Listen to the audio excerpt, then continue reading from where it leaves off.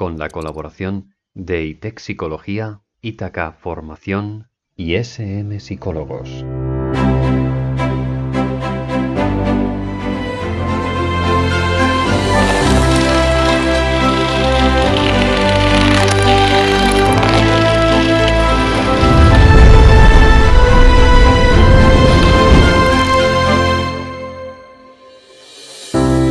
Hoy en Engrama nos vestimos de gala para recibir al gran y polifacético Noam Chomsky al programa. Científico, lingüista, profesor, filósofo, activista, autodenominado anarquista y una de las 100 personas en las que más se confía en Estados Unidos, según una encuesta en el Reader's Digest. Es superviviente en un país donde los antiautoritarios han sido habitualmente rechazados, psicopatologizados e incluso asesinados. A principios de los 60, cuando pocos estadounidenses criticaban la guerra del gobierno de Estados Unidos en Vietnam, Chomsky fue de los primeros en cuestionarla y resistir contra ella. Se arriesgó a acabar en prisión y a la pérdida de una carrera académica en lingüística, en la que había llegado a ser altamente estimado por sus innovadoras contribuciones. También tuvo una época de rencillas con el gran Skinner, aunque supongo que ya lo sabréis gracias a este vídeo.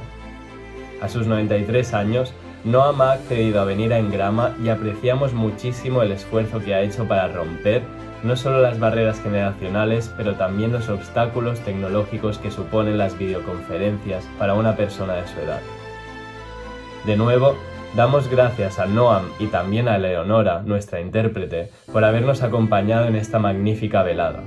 Dadle mucho amor al vídeo, suscribiros al canal y participad de los debates que se desencadenarán en redes, pues esta es una ocasión totalmente única e irrepetible.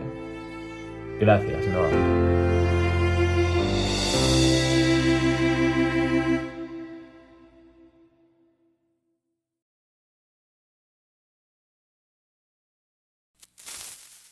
Muy buenas y bienvenidos a un nuevo episodio de Engrama. Hoy nos acompaña Noam Chomsky, lingüista, filósofo, reconocido activista sociopolítico. Para algunos, uno de los grandes intelectuales de nuestro siglo. Como no necesita presentaciones, vamos a comenzar con las preguntas.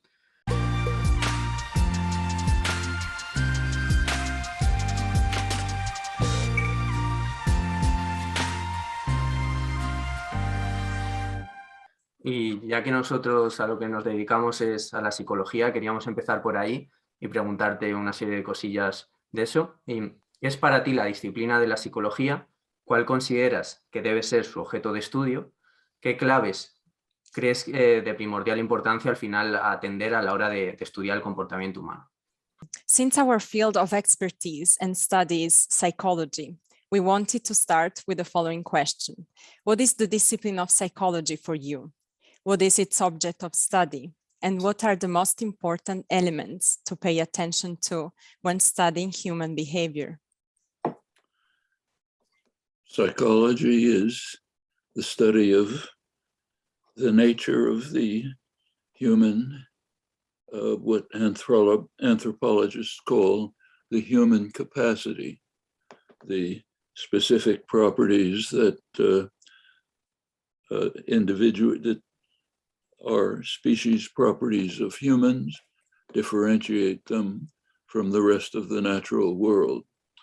So psychology doesn't particularly study the fact that we can walk, but it does study the fact that we can think, that we can use language, that we can imagine, reflect, create, all of the capacities that are specific to humans. And animal psychology will do the same for other organisms. So if you're studying bees, you'll ask those questions about bees. La psicología es el estudio de la naturaleza del ser humano, lo que los antropólogos definirían la capacidad de los seres humanos, las propiedades que hacen que los seres humanos sean humanos, con lo cual diferentes con respecto a otros seres, y estudia el hecho de que sabemos pensar, podemos emplear el lenguaje, podemos imaginar, podemos crear, reflexionar. son todas nuestras habilidades y competencias. Y la psicología animal hace lo mismo, pero con otros seres, con los animales. Por ejemplo, la psicología de las abejas estudia las abejas y sus propiedades.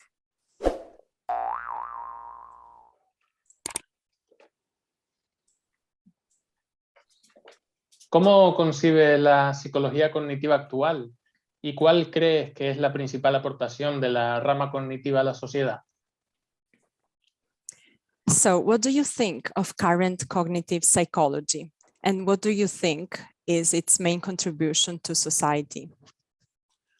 Well, cognitive psychology varies. There's very good work in it. There's work that is not so good and misleading.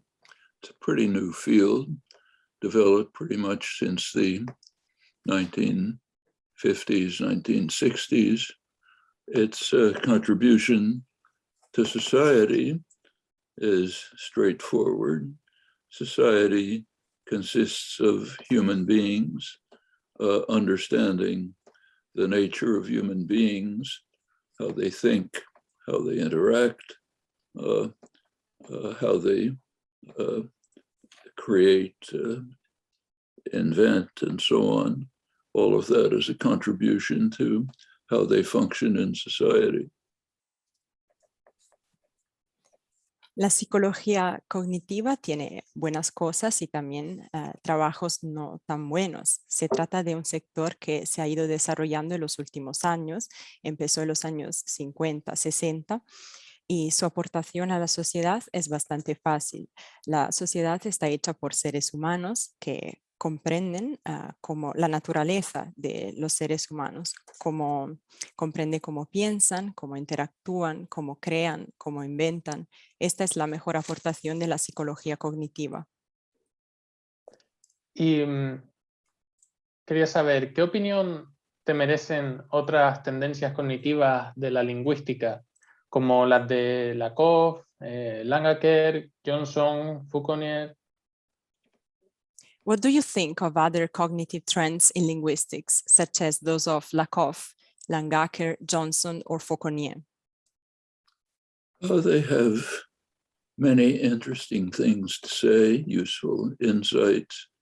I don't think of them as different from, say, generative grammar. They just presuppose it and look at some other things. So Lakoff's work on metaphor is interesting. I'm not sure which Johnson is referred to, but Kyle Johnson has done very interesting work. All of them simply presuppose that there are generative grammars. So, for example, if you're studying what's called cognitive linguistics, say you're interested in specific constructions, like, say, the bigger he is, the harder he falls. It's kind of construction that Lakoff, Fillmore, others have been interested in. That construction has two infinities. Instead of the bigger he is, you could be infinite. You could put infinitely many other sentences. Harder he falls, you could put infinitely many other sentences. Therefore, it presupposes generative grammars of those two separate components, and of course, a generative grammar to put them together. So it assumes three generative grammars instead of the usual standard approach of one generative grammar that covers all of them. But beyond that, it looks at quite interesting things. La verdad es que hay insumos muy interesantes. De hecho, no son muy distantes de la gramática generativa, aunque sí hay algunas diferencias. Por ejemplo, Lakoff trabajó en las metáforas y su trabajo es muy interesante. Y no sé si se refieren a Kyle Johnson, en ese caso sí también tiene muchos insumos interesantes. Su labor se basa en la gramática generativa, aunque luego sea un poquito diferente. Por ejemplo, si pensamos en la lingüística cognitiva y estudiamos algunas construcciones particulares, Por ejemplo, cuanto más será, la frase correspondiente en inglés, se podría expresar con muchísimas frases diferentes y todo esto parte de un supuesto de gramática generativa. Nos gustaría conocer su opinión acerca de una serie de figuras que han tenido bastante implicación en lo que es el tema del lenguaje. Y nos gustaría saber qué opina de la obra y figura de Daniel Everett, Pinker y de Stephen Hayes. So what do you think about the work of Daniel Everett, Steven Pinker, and Stephen Hayes? Well, Daniel Everett became famous for one contribution, namely misreading all of the sources that he used. So he argued that the language he was studying, Piraha, violated recursion. Whether it does or not, first of all, it can't. He doesn't understand recursion, but he was misunderstanding the fact that recursion is a property of the faculty of language. If some language happens to have 10 sentences in it, doesn't make any difference. It's a property of the faculty of language. The tribe that he was studying, Pirana, have the same faculty of language as all the rest of us. They can learn Portuguese perfectly well. So whatever he was doing had nothing to do with the study of language. It might be some peculiarity of the language he was studying. It would be kind of like finding a tribe of people who wear black patches over one eye. That tells you nothing about the theory of binocular vision. Also, he's probably wrong about the language. So Everett's contributions, in fact, are basically nothing.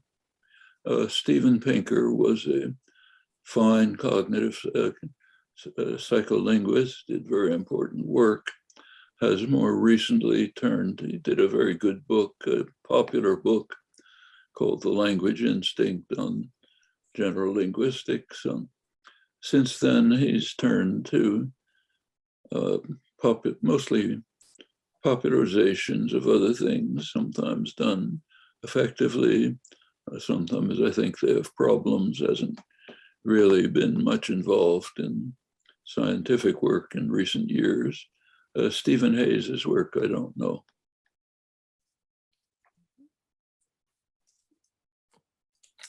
Por lo que atañe a Everett, fue muy famoso por una obra que escribió, sin embargo, yo pienso que mal empleó sus fuentes, no las comprendió, porque para él el lenguaje de los Piraha, una tribu, vulneraba la recursividad, pero realmente él no entendió lo que era la recursividad.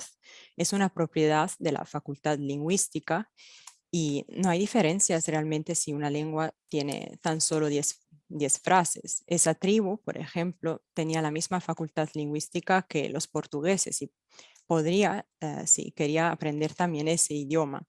Pienso que Everett no estudió la facultad lingüística.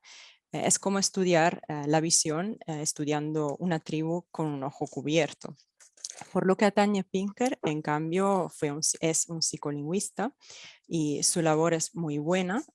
Recientemente se ha publicado un libro muy bueno y él popularizó también teorías de otros muy buenas, brindando insumos de valor.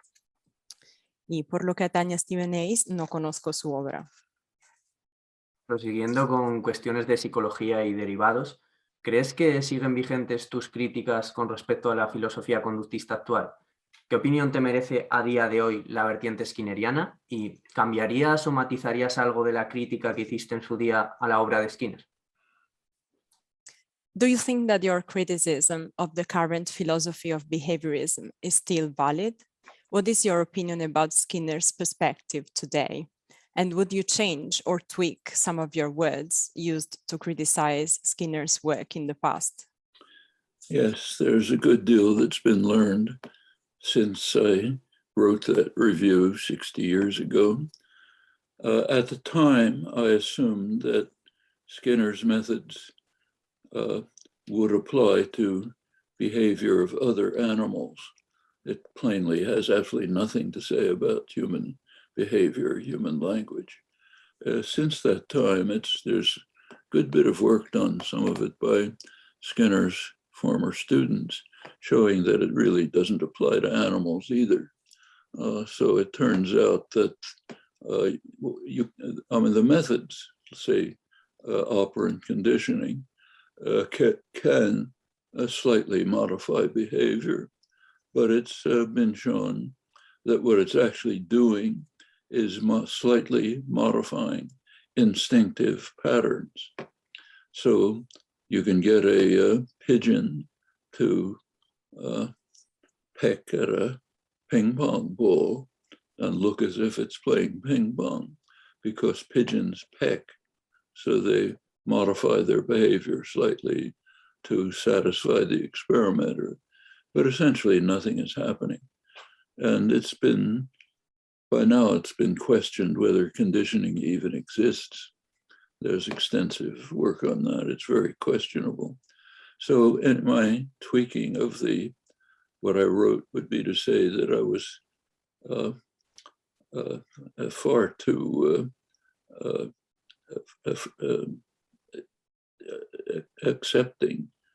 accepted far too much of his work that actually doesn't apply to, has almost nothing to say about animal behavior either. Notice that the whole behaviorist movement, including Skinner, deviates very sharply from the sciences.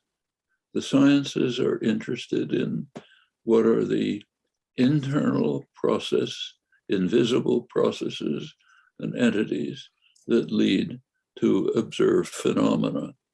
It's a famous comment by a Nobel laureate physicist who defined science as the search for the hidden invisibles that account for the simple invisibles that account for the complex visibles. Well, behaviorism says, let's not look for the simple invisibles. Let's just look at the complex visibles. That's a radical departure from science, and it's been self-destructive. Very little has come out of it except some applied things. You can't depart from basic rationality and expect to lead to real results. Sí, hemos aprendido mucho después de que yo criticara a Skinner hace 60 años. De hecho, yo pensaba que su método se aplicaba a la conducta animal y no a la conducta humana, y tampoco al lenguaje humano. Sin embargo, algunos estudiantes investigaron y descubrieron que ni siquiera se aplicaba a la conducta animal. Sí, es verdad que se pueden lograr algunos cambios de patrones de conducta. Por ejemplo, un palomo puede tener algunas reacciones para acercarse a una pelota, para tocarla, y puede parecer casi que esté jugando con ella. Sin embargo, no es la realidad. Y por lo que atañe a suavizar mis críticas de lo que dije de él, yo creo que ya acepté mucho, demasiado de su trabajo. De hecho, ni siquiera se aplica a la conducta animal. Y pienso que tanto Skinner como otros estudiosos pertenecientes a otros movimientos se desvían de lo que es la ciencia, que se tendría que centrar en el análisis de los procesos internos y observar luego los fenómenos. Hay una frase muy famosa de una persona que ganó el premio Nobel que dijo que la ciencia tendría que ser la investigación de lo escondido, de lo invisible, que representa cosas que son visibles. En cambio, el conductismo en ese caso se centra solo en lo visible y por ende se desvía de la ciencia. Y esto para mí es autodestructivo. Relacionado con estos temas, con la crítica que se hizo a más allá de la libertad y la dignidad, siguiendo con al final lo que concierne a la filosofía conductista y cómo ésta comprende algunos apartados, queríamos hablar del concepto de libertad.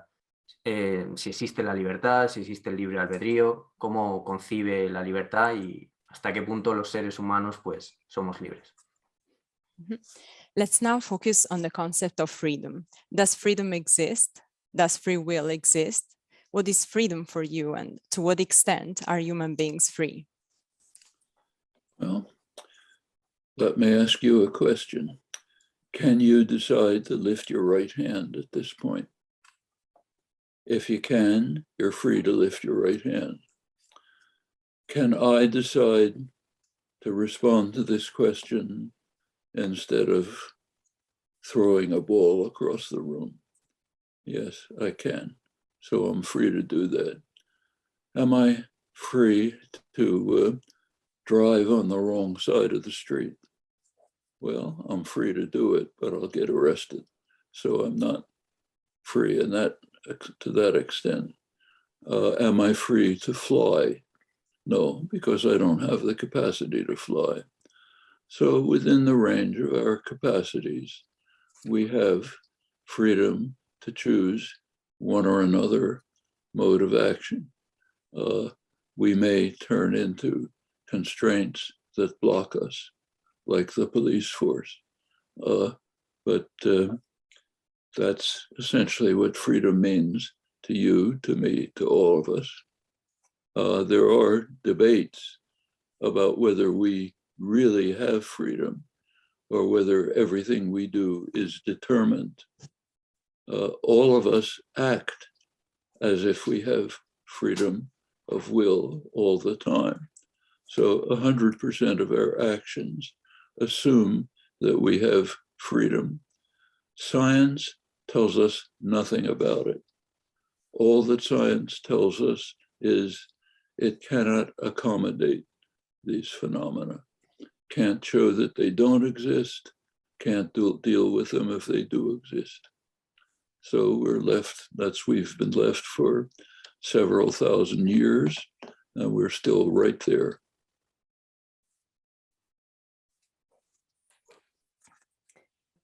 Puedo plantear una pregunta, puedo decidir si responder a la pregunta que me acabáis de plantear o lanzar una pelota en el medio del cuarto. Pues en ese caso sí puedo tomar una decisión, entonces estoy libre. Estoy libre también si decido conducir en el lado equivocado, en la calle, pero ahí la policía vendría y me arrestaría. Con lo cual, sí, hay cierta libertad. Pero, por ejemplo, si yo decido volar, no puedo hacerlo porque no cuento con la capacidad de volar. Sí que podemos decidir cuáles acciones tomar, pero hay restricciones. Y hay muchos debates acerca de esto, si realmente tenemos la libertad de hacer lo que hacemos o si todo está predestinado y determinado. Y si lo que hacemos y nuestras acciones son libres. Para nosotros, el 100% de nuestras acciones son libres y dependen de nosotros, pero la ciencia no nos dice nada al respecto. De hecho, la ciencia no puede demostrar si lo que hacemos procede de nuestra libertad o no. Antes de pasar a un nuevo tema, nos gustaría ya aclarar, actualmente, después de todos los años de investigación y estudio, ¿cómo concibes el lenguaje? ¿Qué es para usted el lenguaje? ¿Y por qué es importante estudiar el lenguaje? So after so many years studying language, what is language for you today? Language is a particular human capacity, unique to humans, common to all humans, the language faculty, that is. As far as we know, all humans everywhere share the same language faculty. Humans began, we know from genomic analysis, that humans began to separate at least 150,000 years ago. They all have the same faculty of language. There is nothing remotely analogous in the animal world. Language, we now have reason to believe, is a system for generating thought. Thought is what is generated by language. Language generates thought. The next question is to determine what is the nature of this unique capacity. That's what the study of language is about. And there's been a fair amount of progress. We understand some of its basic elements. There's plenty of things that are problems, mysteries that we don't know how to deal with. But that's essentially what language is. It's kind of like the visual system. The visual system is a property of humans. Actually, in this case, shared with other mammals. So a monkey or a cat have about the same visual system as we do. Language is also a capacity of the organism, but it happens to be unique to humans. There are no analogs elsewhere in the animal world. El lenguaje es una capacidad humana, es única y es común a todos los seres humanos. De hecho, todas las personas que viven en cualquier parte del mundo comparten esta facultad lingüística con los otros seres humanos. Y sabemos que los seres humanos empezaron a separarse hace 150.000 años gracias a análisis de la genómica. Y todo el mundo cuenta con esta facultad. El lenguaje es un sistema que nos permite crear pensamientos y al mismo tiempo los pensamientos están hechos de lenguaje. ¿Cuál es la naturaleza del lenguaje? Pues lo estamos estudiando. Hay muchos avances al respecto, pero todavía algunas cosas siguen planteando preguntas o siendo misterios. Podemos decir que el lenguaje es parecido a otro sistema. Pensemos, por ejemplo, en la visión. Se trata de una capacidad que los seres humanos comparten con otros mamíferos, con los monos, con los gatos, mientras que el lenguaje es una capacidad única del ser humano. Y por terminar ya con este tema del lenguaje, quería saber un poco quiénes han sido tus referentes teóricos a lo largo de todo el tiempo de tu formación.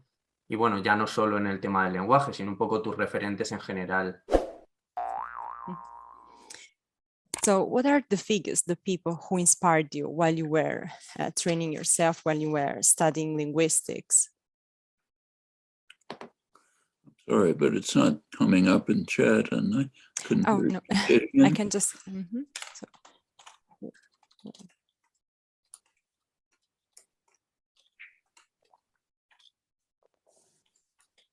Oh, who are the people who inspired? Not only in linguistics. Actually, most of the people in linguistics there are, and in philosophy, the sciences, there are many outstanding people whose work I learned a lot from. I wouldn't say inspired me, I just learned from their achievements. The people who inspired me are people who are mostly unknown. So the people who inspire me are poor peasants in southern Colombia who I visited, who are struggling very hard to preserve their means of survival, their water supplies from mining companies that are seeking to destroy them while defending themselves against paramilitary and government terror. Immensely courageous people. There are people like that all over the world, my own country as well. Those are the people who are inspiring. There are others who do outstanding work we can learn from. That's not exactly being inspired by. En lingüística, en filosofía, en ciencia ha habido muchas personas importantes de las cuales he aprendido mucho de sus logros, pero no dirían que han sido una fuente de inspiración para mí, porque a mí me inspiran más bien las personas desconocidas, como los campesinos en Colombia del Sur que conocí cuando visité ese país y vi que luchaban para proteger sus medios de subsistencia, para proteger su agua, sus recursos contra la empresa de la minería, luchaban contra los paramilitares y hay personas así en todo el mundo, también en los Estados Unidos, mi país. Diría que hay muchas personas que han hecho muy buen trabajo, pero la fuente de inspiración la han supuesto personas desconocidas. Volviendo al concepto de libertad y derivado, ¿qué opinión te merece la institución del trabajo? ¿Cómo concibes el concepto trabajo?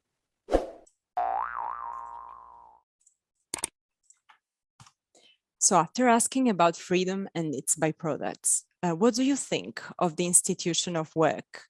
How do you conceive the concept of work? Well, that's a very interesting question. Work that is undertaken under one's own control is one of the most gratifying, exciting things in life. Work that is undertaken under the control of others is demeaning and painful. One of the great figures of the Enlightenment, great linguist, Wilhelm von Humboldt, once said that when an artisan produces a beautiful work on command, we admire what he does, but we despise what he is, a tool in the hands of others. Well, that's work. At the beginning of the modern industrial revolution, 19th century, working people bitterly opposed the idea that they should be a subordinate to a master, that they should spend their waking lives under the control of someone else. They held that working people should control their own enterprises, decide on their own work democratically, act on their own. Huge struggles about that. Finally, the power of the state and concentrated capital destroyed the free, independent worker and farmer movements. And by now, people accept the idea that you should spend your waking hours subordinated to the will of a master. For millennia, that was regarded as a totally intolerable attack on human dignity. And one of the results of the capitalist victory in ideology is that many people now accept it as legitimate to be subordinate, basically to rent themselves to a master, to be what used to be called a wage slave, subordinated to a master. So with regard to work, depends how it's done. Are you working under your own control in coordination with others after democratic participation in decisions of what work will be done?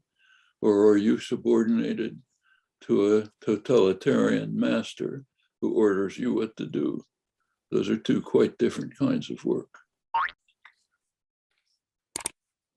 Hay diferentes tipos de trabajo.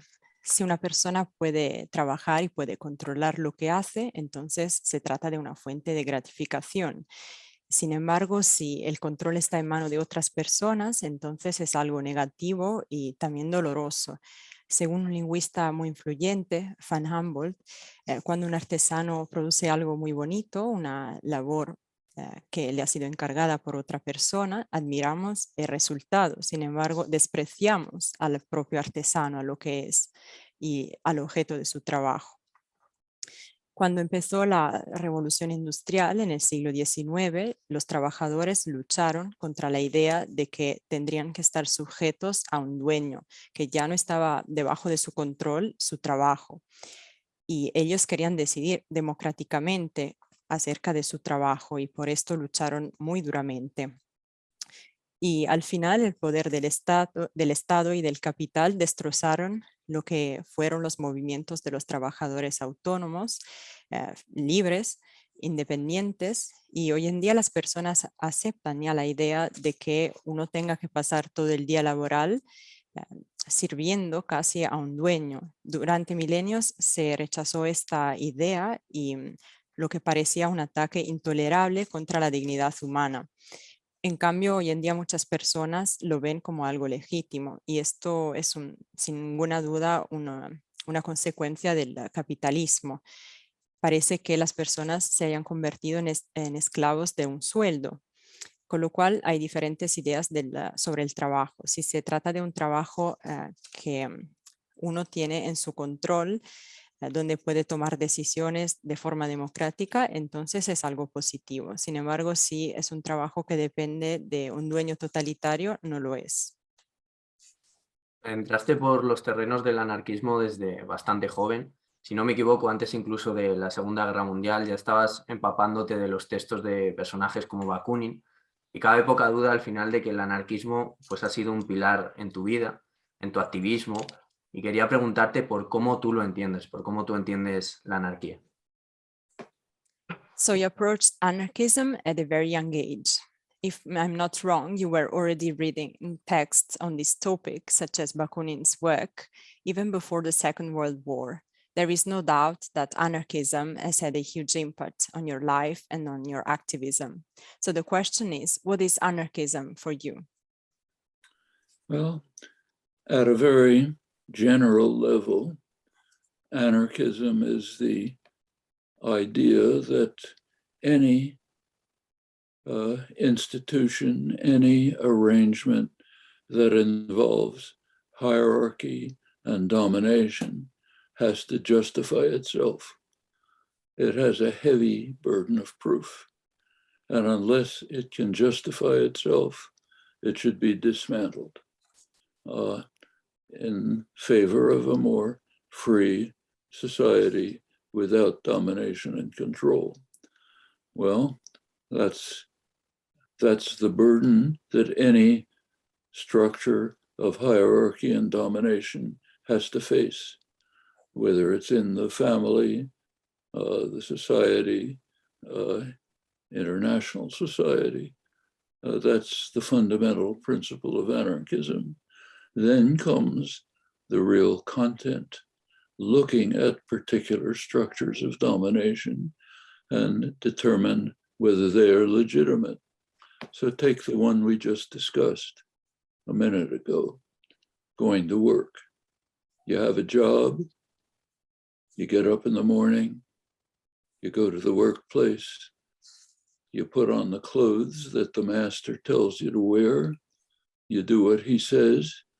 He has more control over you than Stalin had in Russia. Stalin couldn't tell you you're allowed to go to the bathroom at 3 o'clock for 5 minutes.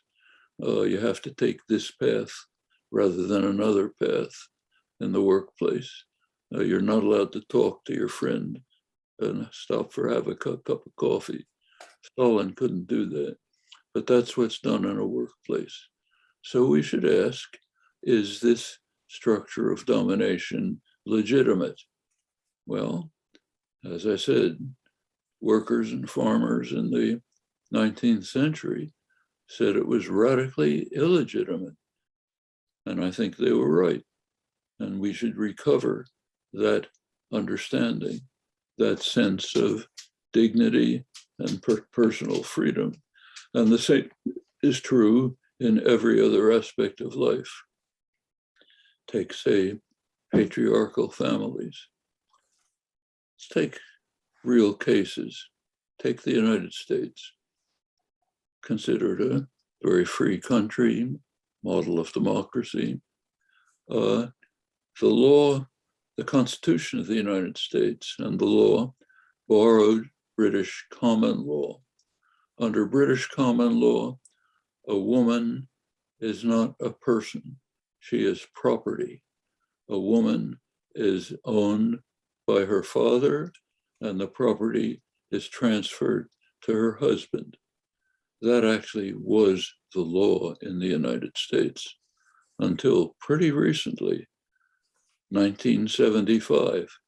For the first time, the Supreme Court determined that women have the same rights as everyone else. That was after a lot of struggle by the feminist movement. Well, that was illegitimate authority. And we can go on. And the real life of anarchism is discovering cases of authority and domination challenging them to demonstrate their legitimacy, and if they cannot do so, which is usually the case, move to dismantle them.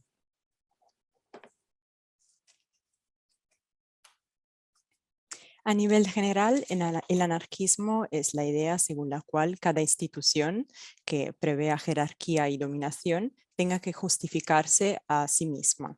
Y si no puede hacerlo, entonces hay que derrocarla. Y tendríamos que construir una sociedad sin dominaciones ni controles.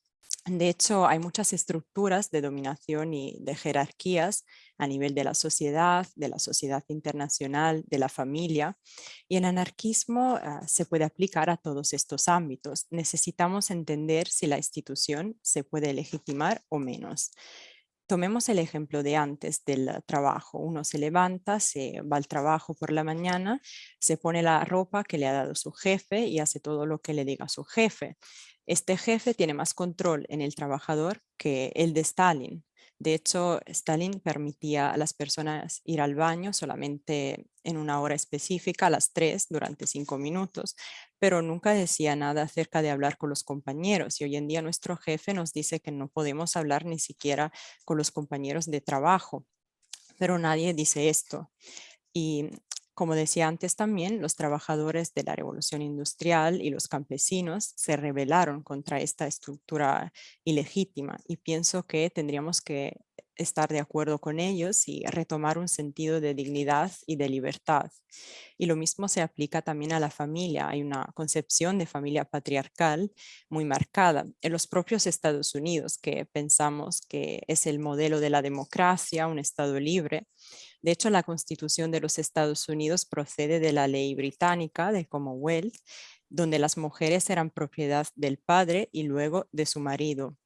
Y la ley permaneció así hasta 1975, cuando por primera vez el Tribunal Supremo estableció que las mujeres tenían los mismos derechos que los hombres, y gracias a los movimientos feministas y sus luchas. Y el anarquismo pretende tan solo buscar casos de autoridad y de dominación, desafiarlos, establecer su legitimidad o menos, y si no son legítimos, pues simplemente quiere derrocarlos.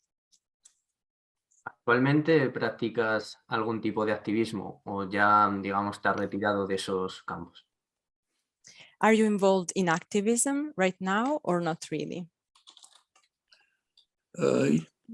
Well, I'm not. I'm just approaching my 93rd birthday, and there are many kinds of activism that I used to take part in regularly, which I'm just physically incapable of undertaking now. So civil disobedience, arrests, being attacked by police and demonstrations, it's just not capable of doing it anymore. So the kinds of activism are involved in are, I also can't travel to places like, for example, poor villages in southern Colombia or refugee camps in Palestinian refugee camps in Lebanon or Kurdish areas and under attack in Turkey. I'm just physically incapable of doing that. So lots of kinds of activism that I spent much of my life on are just beyond my capacities now. So what I'm doing is things like this on virtual discussions and interviews, talks, almost the entire day all over the world, writing, discussions, whatever I'm capable of doing, not the kind of activism I used to do. Se acerca mi cumpleaños 93, con lo cual el activismo que practicaba antes ahora no lo puedo hacer por motivos físicos. No puedo participar en manifestaciones, en huelgas, en desencuentros con la policía como antes, y tampoco puedo viajar a lugares que me importan, como las aldeas de los campesinos de los cuales hablaba antes, de Colombia del Sur, ni mucho menos a campos de refugiados en Palestina, pero sí que puedo participar activamente en línea, conectándome en entrevistas, en conferencias, en debates con personas de todo el mundo, y es lo que hago. Es un tipo de activismo un poco diferente. En la relación con estos temas sociopolíticos, nos gustaría que esbozara un pequeño análisis también geopolítico de lo que ha sido la situación de pandemia. ¿Cómo ha presenciado todo lo que ha sucedido en este asunto? Y a grosso modo, ¿cómo has visto la acción y ejecución de medidas políticas y sociales por parte de los gobiernos más importantes del planeta? ¿Qué destacarías de todo lo que ha sucedido y que se ha implementado?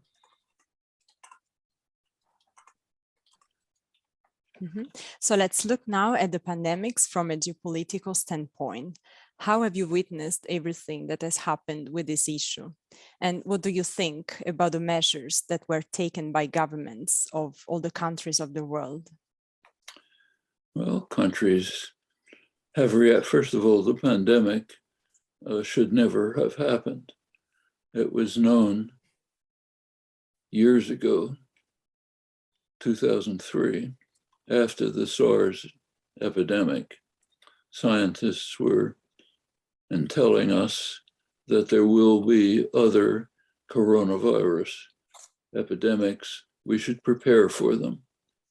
Well, not much preparation was taken. I should say we're in the same situation today. They're telling us that unless we make serious preparations, other pandemics, coronavirus pandemics, maybe worse ones, will come in the future. We have to be prepared. In this case, when the pandemic struck, countries took different policies. The countries of mainly Asia, Oceania, New Zealand, Australia, South Korea, Taiwan, China, Vietnam, they undertook rapid, decisive measures to control the pandemic.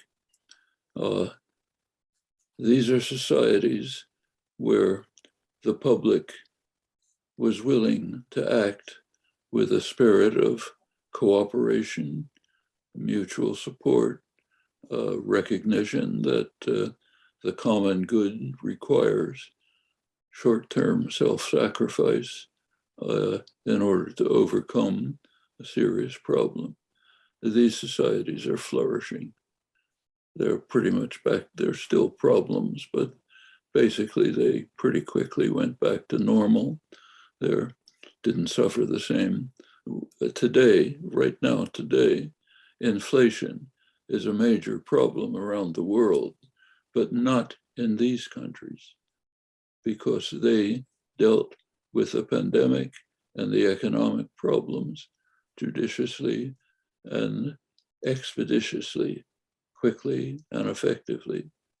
There are problems in the rest of the world, very severe problems in the United States, a society that happened to be in the grip of a sociopathic megalomaniac, Trump, that did very little. They denied it. There's a huge denialist movement coming primarily from the Republican Party. As a result, a huge number of needless deaths. Only about 60% of the population is even inoculated, is vaccinated. Republicans, many just refuse to be vaccinated. So hospitals are overflowing with unvaccinated patients, and society is simply not dealing with the problem. Europe, it's been a mixed story. So if you go back to early 2020, well-organized countries in Europe, like Germany, had the pandemic pretty much under control. Then came the summer. Europeans want to take their vacations. They want to travel to Spain and sit on the beach, want to go to a ski resort in Switzerland. Well, take your vacations, you're going to spread the disease. And they came back and they had a spike in the pandemic. And that's been the continuing story. The primary distinction is whether among countries is whether they had a well-functioning government that cared for the welfare of its population and had a population which was willing to act cooperatively for the common good. Those criteria pretty much determine the way countries reacted. There are really severe problems. Like the rich countries have monopolized the vaccine for themselves. They have not allowed them to be produced in the South. Now we're seeing the costs right now. Look at the front pages of the paper today, this morning. A new dangerous variant in South Africa, which has not been able to produce vaccines because the rich countries and the big pharmaceutical corporations refuse to provide them with the means to do so. Okay? Then it'll spread to the world, back to the rich countries themselves. Well, those are the kinds of choices that we have to face.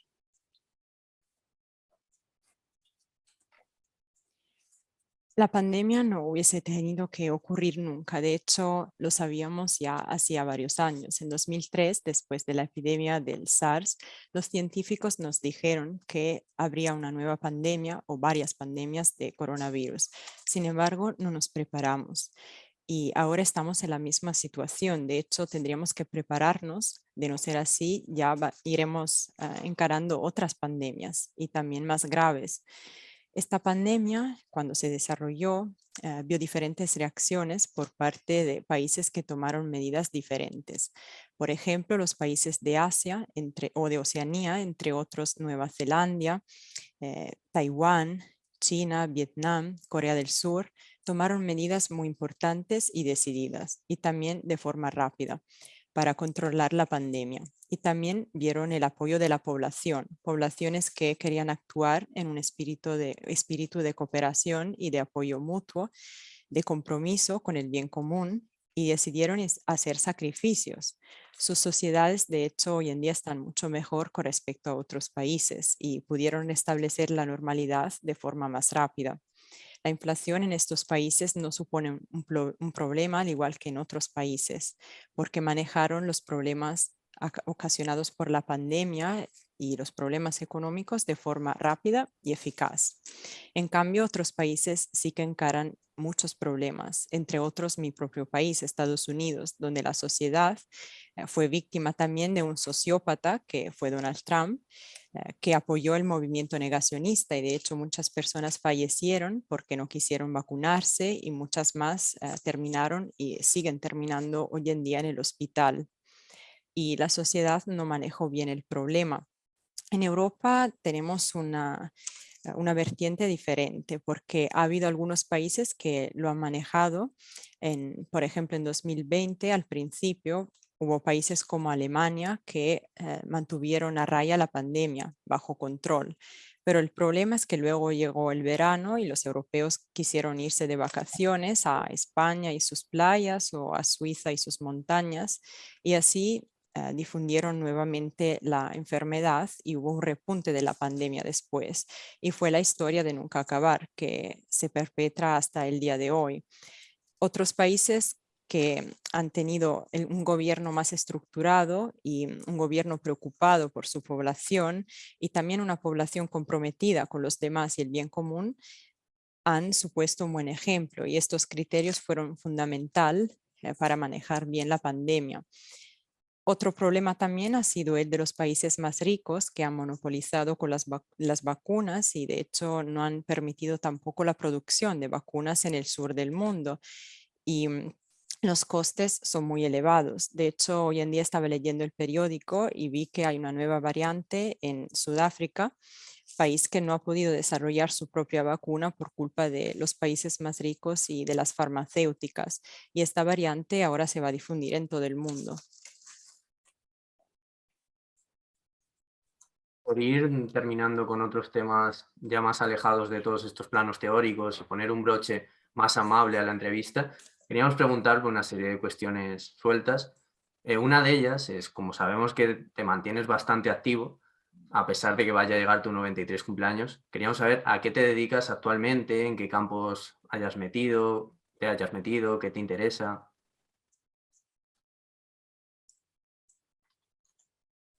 So in order to finish the interview with non-theoretical topics and to bring about a more present conclusion, we have prepared a couple of questions for you. The first is the following. What have you been focusing on recently and what fields are you currently exploring? You told us that you kept active in spite of your age. Well, I've always been schizophrenic, two sides of the brain. One of them is working on scientific issues, nature of language, questions of mind, philosophical issues, so on. The other side is working on human problems, like the kind we've been discussing. How do we deal with the pandemic? How do we deal with the destruction of the environment, which is continuing and will eliminate all of us unless it's handled properly in the near future? How do we deal with the fact that huge numbers of children are dying of starvation in countries that have ample resources to deal with them? How do we deal with the problem of work? The fact that people spend most of their lives, in a sense, willingly subordinated to masters. All of these questions.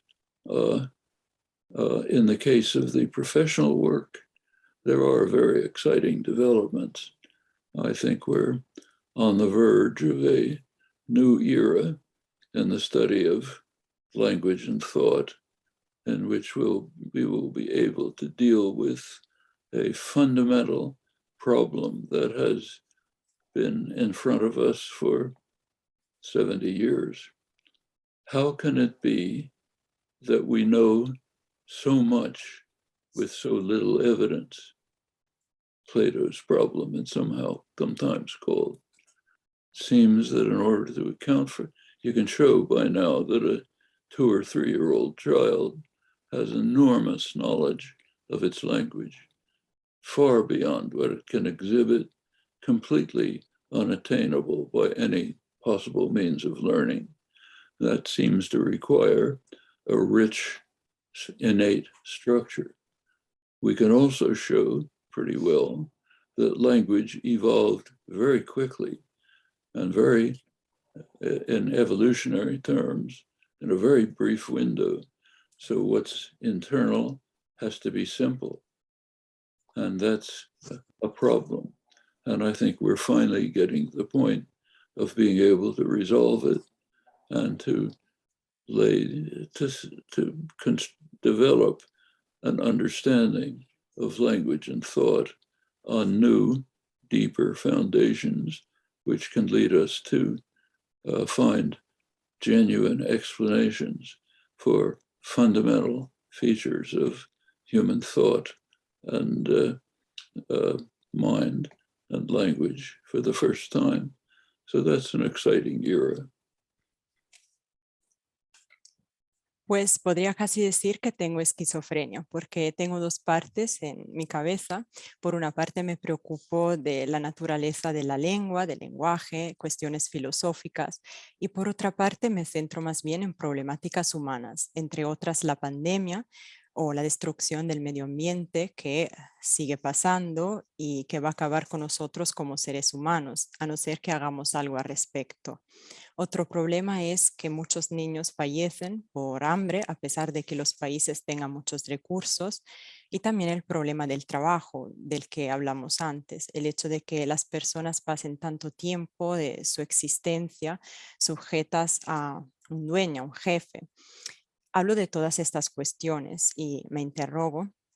Y ha habido avances muy importantes, muy interesantes para mí. Estamos encarando una nueva época de estudio de los idiomas y del pensamiento. De hecho, después de los últimos 70 años, hemos podido ver que con muy poca evidencia sabemos ya mucho. Es el problema, el dilema de Platón. Por ejemplo, un niño de 2 o 3 años tiene un conocimiento del lenguaje muy elevado, y no, a pesar de que no lo pueda enseñar completamente. Y esto es imposible de lograr con el aprendizaje. Tiene que haber una estructura innata. Y podemos decir también que el lenguaje ha evolucionado muy rápidamente y en un tiempo de evolución muy reducido. Pienso que tarde o temprano vamos a poder solucionar estas cuestiones y hablar más detalladamente acerca del lenguaje y del pensamiento. Contaremos con nuevas bases para poder explicar mejor los rasgos del lenguaje, del pensamiento y de la mente. Y bueno, ha comentado un poquillo lo del tema del cambio climático. Queríamos saber, ya que está muy inmerso en esos temas, qué posibles medidas a gran escala se pueden tomar en las sociedades para revertirlo, prevenirlo quizá ya no, pero pararlo un poco. As far as climate change is concerned, what measures can we take in societies in order to curb it? Well, this is a case where we have very detailed proposals worked out by leading economists, the International Energy Association, all pretty much along the same lines, which give methods by which we can control the destruction of the environment by quite feasible means, very easily within range. They're known. We know how to deal with it. I don't have time to run through it today.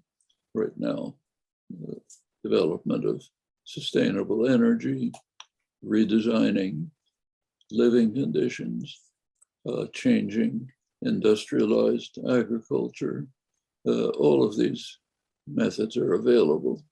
The problem is to implement them. And there we run into problems. One problem, of course, is the fossil fuel industries who want to make as much profit as possible before they destroy the world, which is what they're doing. They have enormous power and control over governments and political figures, which impede implementation of the measures that can be taken. You can see that right now, right this minute, in the US Congress, where the Biden administration has proposed some measures, inadequate, but at least something to deal with the devastating threat of climate destruction. They are being blocked 100% by Republicans, by a number of Democrats, cut out of the provisions. They won't pass Congress. You're seeing the same things in Europe, almost everywhere. So there are, and the same is true in the poorer countries. There are other problems. India wants to develop.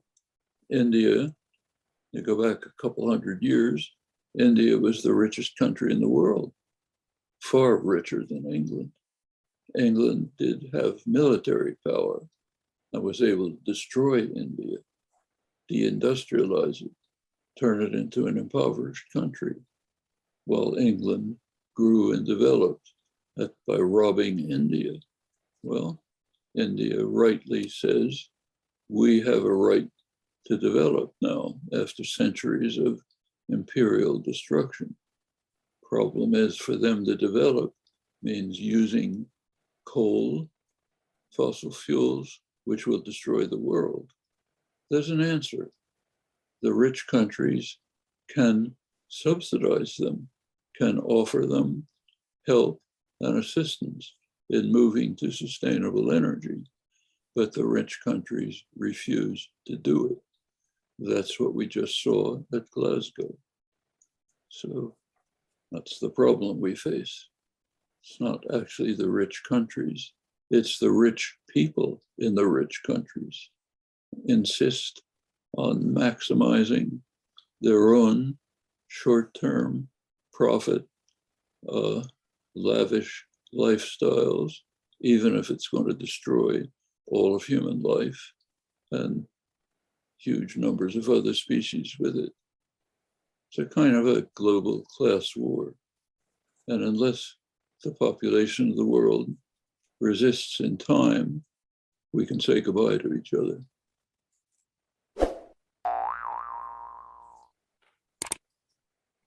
De hecho, ya contamos con propuestas muy detalladas, propuestas de economistas muy famosos, asociaciones internacionales de energía. Nos han brindado ya métodos para probar a controlar el cambio climático con medidas factibles que estén en nuestro alcance. El problema es que hay otros tipos de intereses. Se trata de propuestas que se centran en el desarrollo sostenible, en el cambio del estilo de vida, en el cambio del modelo de agricultura. El problema es que no podemos implementarlas porque hay intereses de por medio, entre otros los de las empresas, de las fábricas que quieren tan solo centrarse en su interés económico y no les importa que estamos destrozando el planeta. También hay oposición a nivel de figuras políticas que obstaculizan estas medidas. Por ejemplo, en el Congreso de los Estados Unidos, la administración de Biden está probando a implementar algunas medidas a pesar de que no sean suficientes. Sin embargo, no fue posible porque hubo oposición por parte de muchos republicanos y también algunos demócratas y no pudieron implementarlas. Y lo mismo también se aplica a algunos países de Europa. En los países pobres, por otro lado, hay el problema del desarrollo. Por ejemplo, India quiere desarrollarse. Hace 200 años era un país muy rico, también más rico que el propio Reino Unido, que luego lo despojó de sus recursos y ahora la India quiere desarrollarse, quiere apelarse a ese derecho al desarrollo después de la destrucción imperialista. El problema es que el desarrollo emplearía el carbón y los combustibles fósiles. Sin embargo, yo creo que si los países ricos estuvieran interesados, sí habría la posibilidad de desarrollarse con las energías sostenibles, pero no lo hacen. No lo hacen y lo hemos visto en Glasgow, en la COP26. Y la culpa no es solamente de los países ricos, sino más bien, diría yo, de las personas ricas que viven en países ricos, que piensan tan solo en el interés económico a corto plazo y que prefieren defender su estilo de vida lujoso a pesar de que estemos encarando la extinción de la propia humanidad si no hacemos algo al respecto. Sorry, but I'm going to have to leave. I have another talk coming up in a few minutes. Tengo que irme lamentablemente. Pues por nuestra parte queríamos darle las gracias por esta entrevista, ha sido muy amable y es un honor para nosotros contar con sus palabras y de parte de todos pues le damos las gracias por este rato que nos ha brindado y bueno, ya aprovechamos para felicitarle el cumpleaños que sabemos que llegará en breves, así que pues felices 93, le mandamos un abrazo y de verdad gracias por todo. So we thank you for your time. It was a honor for us to have you in our program, in our podcast. And we say happy birthday in advance and we send a big hug. Thank you very much. Bye. Gracias. Bye. Bye bye.